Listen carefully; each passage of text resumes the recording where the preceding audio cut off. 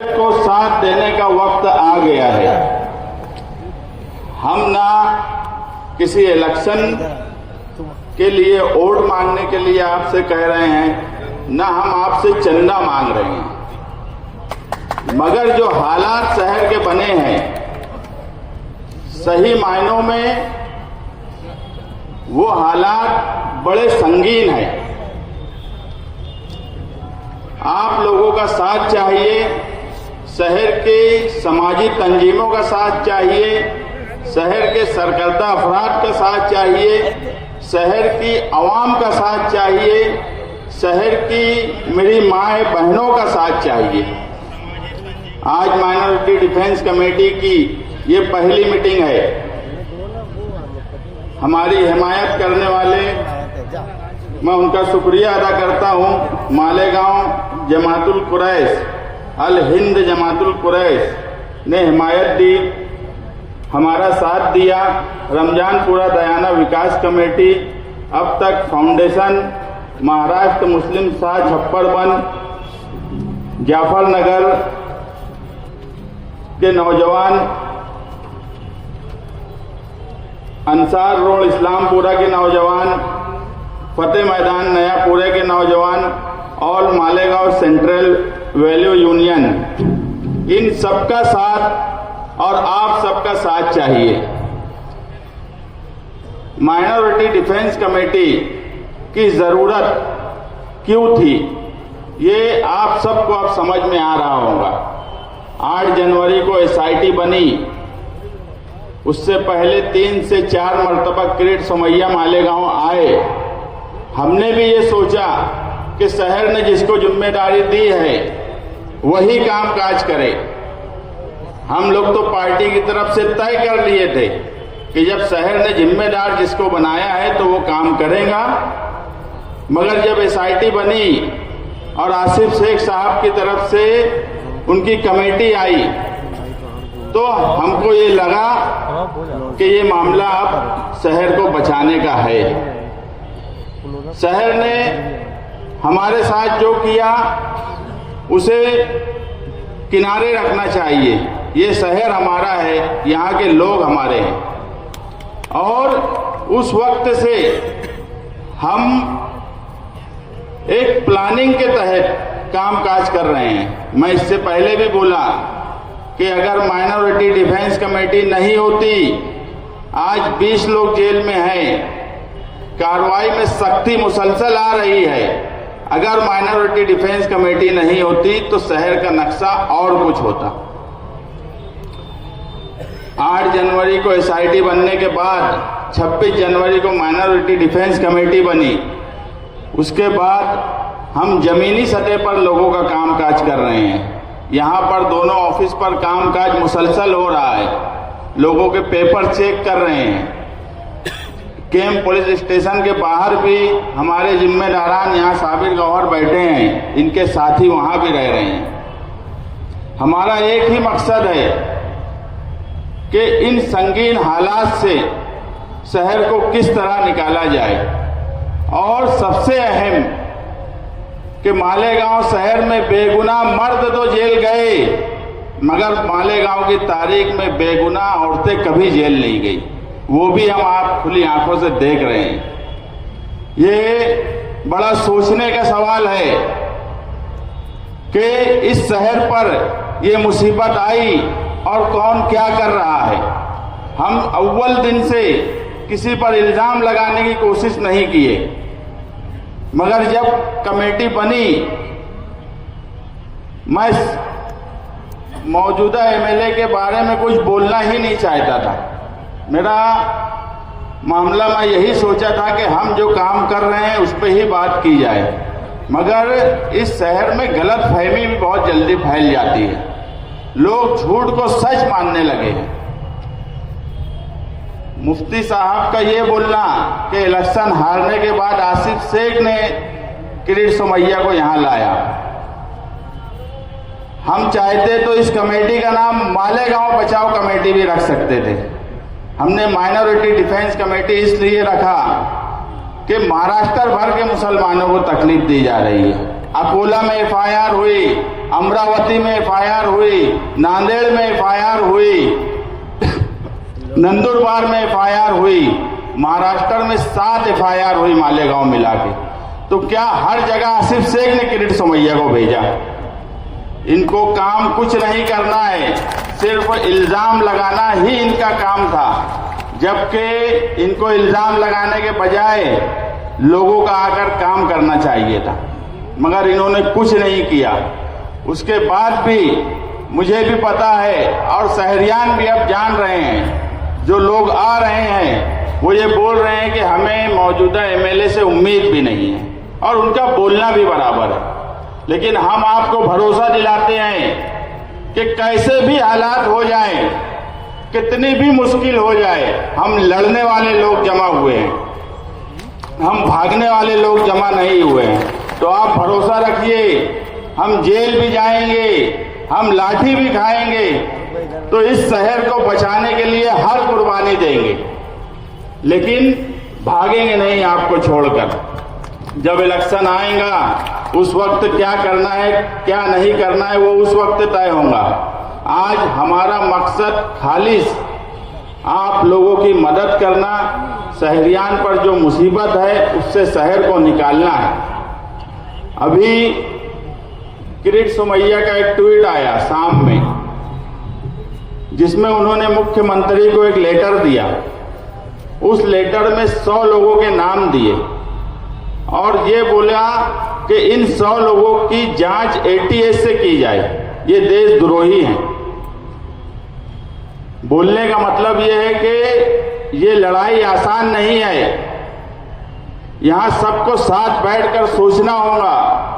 हमारे पास अगर यहां समीउल्लाह अंसारी बैठे हैं, अगर वो आज मीटिंग में आए हैं, उनका भाई एडवोकेट खालिद, उनके ऊपर 2 एफआईआर हो गई, वकील हैं, तो भी आप अब्दुल अजीम खान साहब से पूछ सकते हैं कि हमने हर वक्त उनको यही बोला कि किसी भी तरह उनको बचाया जाए, इस केस से निकाला जाए। हमने ये नहीं सोचा कि वो इमाम में रहते हैं, उनके भाई हैं। हमारे लिए ये आज अहम बात नहीं थी। हमारे लिए सिर्फ ये अहम था कि वो मालेगांव का एक वकील है, मालेगांव का शहरी है, अगर उस पर मुसीबत आई है तो उसके लिए खड़ा होना चाहिए। वो किस पार्टी से आ रहा है या उसके घर के लोग किस पार्टी से हैं, हम ये नहीं सोच रहे हैं यहाँ पर। हम सिर्फ, हमारा एक ही मकसद है कि किसी भी तरह हम मालेगांव शहर को बचाएं और इस मुसीबत से निकालें। हमने जो जो कोशिश की वो आपके सामने है। हम मालेगांव शहर में कोर्ट में भी मुसलसल हमारी लीगल टीम कोशिश कर रही है।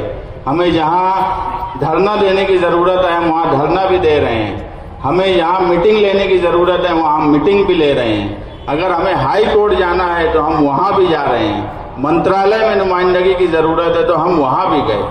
हम कोई खाना छोड़ नहीं रहे हैं। अगर हम कोई खाना छोड़ते तो ये मुसीबत और बढ़ती, मुसीबत आगे भी बढ़ेगी।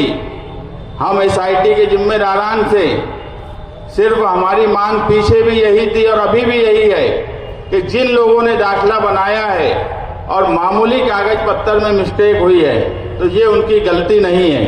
कोई भी अरीजा या कोई भी डॉक्यूमेंट बनाने के लिए जब अरीजा दिया जाता है तो वो अथॉरिटी जो अधिकारी है ये उसकी जिम्मेदारी है कि वो उसी वक्त उसको जांच ले।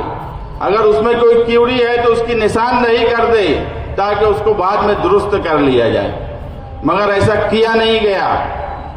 अगर मामूली मिस्टेक पे भी बन गया तो ये गलती उस अधिकारी की है, तहसीलदार की है, नायब तहसीलदार की है, कारपोरेशन के अधिकारी की है, एफडीओ की है, मगर सारी की सारी सजा गरीब आवाम को दी जा रही है। अभी नायब तहसीलदार तो आरोपी हुए, मगर हमारी कमेटी की जो डिमांड थी कि दूसरे भी अधिकारी अरेस्ट हो और उन पे एफआईआर हो, वो डिमांड अभी भी हमारी कायम है।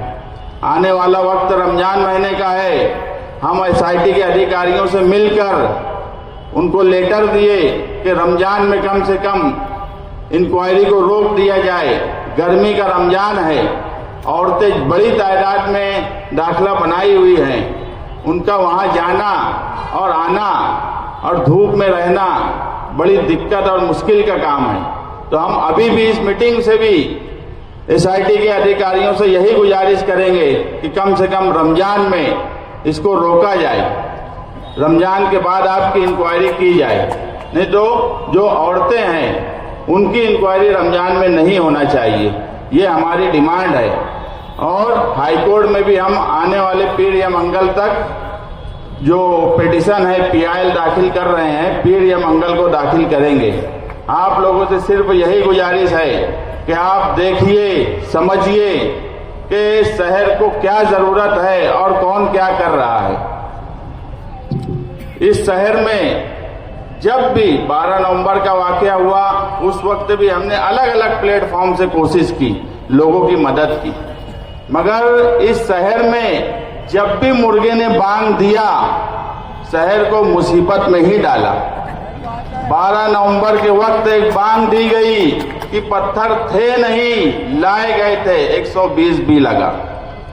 10 फरवरी को उन्होंने कहा कि लोग खीसे में स्टाम्प लेकर घूमते थे, लोग बोगस कागज बनाते थे। जब 10 फरवरी को इनका ये बयान आया तो 13 या 14 फरवरी को 120 भी, जो अभी नई कलम में 61(2) है, वो लगाई गई। पहली FIR 31 जनवरी को हुई, उस वक्त 120 भी नहीं लगाई गई थी।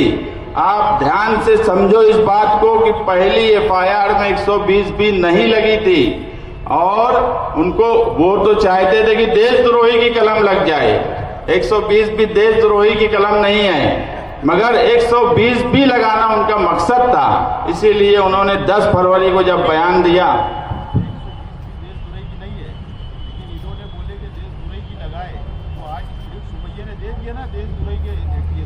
ये तो रास्ता बता रहे। जब इन्होंने कल बयान दिया कि देशद्रोही की कलम 120 भी लगी है, वो प्लानिंग की कलम है। और आज जो किरीट सोमैया का मुख्यमंत्री को लेटर गया, उसमें उसने कहा कि ये 100 लोग देशद्रोही हैं। उन्हें 100 लोगों की जो लिस्ट दी है, वो लिस्ट नाम के साथ दी है। उसमें अभी एक पेज उसका ट्विटर पे जो आया 20 लोगों का, उसमें कई ख्वातीन हैं, और उसमें ये कहा गया कि ये सब लोग देशद्रोही हैं और उनकी ATS से जांच की जाए।